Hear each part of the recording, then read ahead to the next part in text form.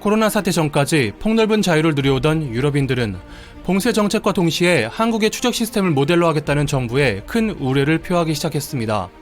프랑스의 유명 변호사 버지니 프라델은 프랑스 업권 최대 경제지인 레제코에 한국은 개인의 자유라는 걸 오래전에 포기한 나라이며 한국이 위치 추적 수단을 마련한 것은 불행한 일이고 개인의 자유 존중에 있어 좋은 모델이 되는 나라가 아니기에 프랑스 정부는 프랑스 국민들에게 이러한 일을 겪지 않도록 힘써야 한다고 주장했습니다.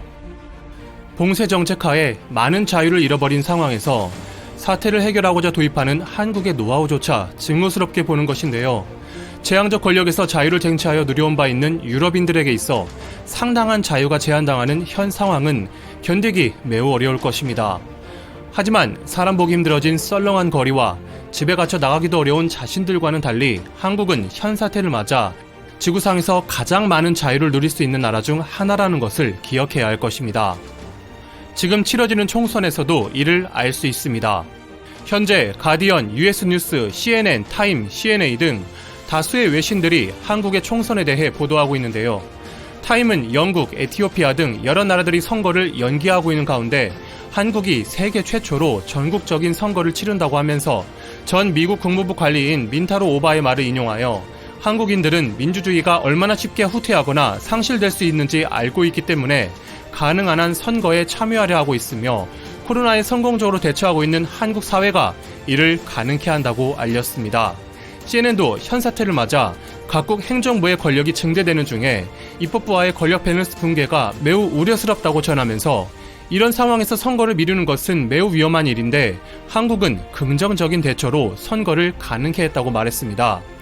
프랑스 변호사의 주장과는 달리 한국은 봉쇄 정책을 취하지 않으면서 성공적으로 대응해왔으며 그 결과로 국민들은 비교적 자유로운 생활이 가능한 동시에 선거를 미루는 타국들과 달리 민주주의 국가의 국민으로서 마땅히 누려야 할 참정권까지 안정적으로 보장받는다는 것이죠. 이번 사태를 맞아 시민들에게 어느 정도의 자유를 약속할 수 있느냐에 따라 각 사회의 역량이 판가름 났다고 할 수 있겠습니다. 자유는 매우 추상적인 개념이라 정의하기 어렵습니다만 사회가 인정하는 범위 내에서 개개인이 자신의 의지대로 선택할 수 있는 능력이라고 할 수 있겠습니다. 코로나에 대응하는 과정에서 이동 제한, 감시, 추적, 격리 등 행정부의 권력이 비대해지면서 개인의 자유가 제한당하는 폭이 커지는 와중에도 가능한 한 많은 자유를 지켜주는 사회가 좋은 사회라고 할 수 있을 것입니다. 봉쇄당할 필요 없이 위치 추적에 동의하고 사회적 거리두기 등 몇 가지만 지키면 되는 한국 사회는 시민들의 자유를 상당 부분 보장하는 건강한 사회라고 할 수 있을 것입니다. 이는 유사민주주의 국가로 불리우는 일본과의 비교로도 극명하게 알 수 있습니다. 2월에서 3월 한국이 코로나 대처에 매진할 때 일본은 의료붕괴 프레임을 내세우며 올림픽을 준비했습니다. 만약 정말로 의료 시스템이 무너진다면 의료 서비스를 이용할 수 없는 국민들은 상당한 자유를 침해받게 됩니다.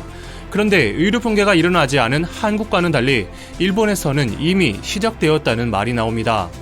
아사히 신문은 의료시설 25곳을 돌아다녀도 입원하지 못하고 자신에게까지 온 환자가 많다는 국제의료연구센터 의료진의 말을 인용하면서 환자를 수용한 병상의 수가 턱없이 부족하다는 사실을 전했습니다. 주간 문춘은 3월 말 코이케 도쿄도지사가 140개밖에 없는 코로나 환자용 병상 수를 4,000개로 늘린다고 했지만 여의치 않은 상황이며 경상자를 호텔로 옮기고 있지만 감염 속도를 따라가지 못한다고 보도했습니다. 각 병원이 매월 10억에서 20억 적자가 날 예정이기에 현상 유지조차 어려운 상황이라고 하는데요. 요미우리 TV도 효고엔의 병상 중 90% 이상이 이미 채워졌다고 보도했습니다. 사회적 불안감이 팽배할 때 일어나는 사재기도 한국과 일본의 차는 명확합니다.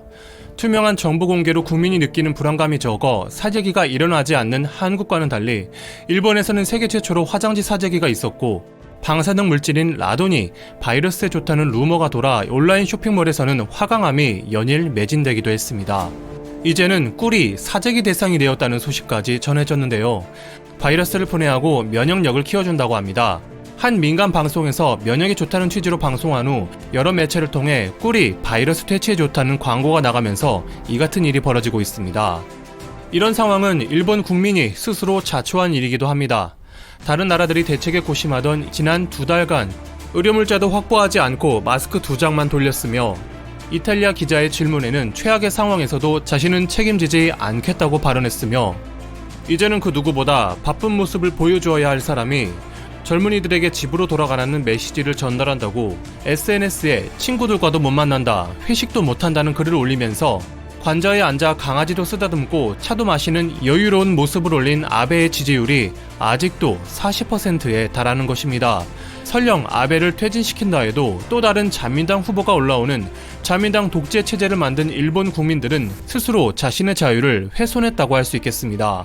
한국은 발빠르게 대처했고 예상치 못한 변수도 해결했으며 의료진과 공무원, 자원봉사자, 그리고 시민의 협력으로 현 사태에서도 많은 자유를 누릴 수 있는 나라가 되었습니다.